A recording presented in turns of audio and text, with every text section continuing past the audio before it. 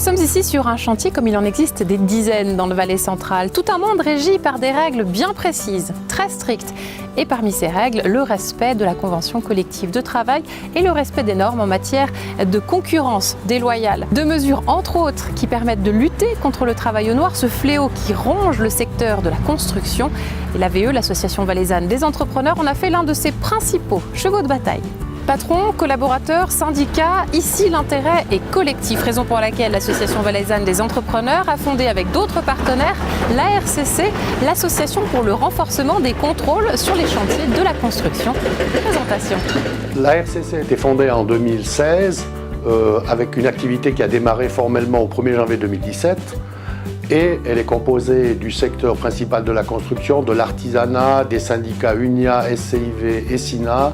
Et son rôle, c'est vraiment de lutter contre toutes les formes de travail frauduleux en Valais. Nathalie Reuse est coordinatrice de la RCC. Elle gère des équipes de contrôleurs des chantiers de construction, renforcées par une collaboratrice spécialisée. Nous la retrouvons au siège célunois de l'association.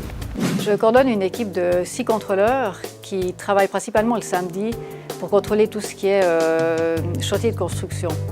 Donc eux réalisent ces contrôles spontanément. Ils ont 3 secteurs d'activité, le Bas-Valais, le Valais central et puis le Haut-Valais. Ils travaillent par binôme et puis si on a des annonces de cas particuliers, ils vont aussi contrôler ces chantiers. Parallèlement à tout ça, je m'occupe aussi de faire durant la semaine des contrôles de travailleurs étrangers détachés en Suisse.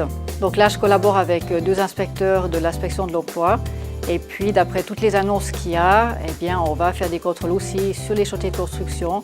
Et puis là, on fait remplir un formulaire aux travailleurs. Et après, il y a des demandes de renseignements aussi, des analyses de tous les documents par rapport à ça. Et puis le but, c'est justement de faire en sorte que les conditions de travail soient respectées en Suisse. En général, ça se passe très bien. Les contrôleurs, ils ont été formés pour ça. C'est clair que parfois, il y a des situations un peu plus litigieuses, mais là, il n'y a aucun souci. Après, avec le dialogue, on arrive à expliquer notre mission et puis tout se passe bien. En cas d'abus, les commissions paritaires, par rapport au secteur d'activité, vont prononcer des sanctions. C'est des montants d'amende qui peuvent aller jusqu'à 50 000 francs ou bien interdire les entreprises de venir exercer en Suisse.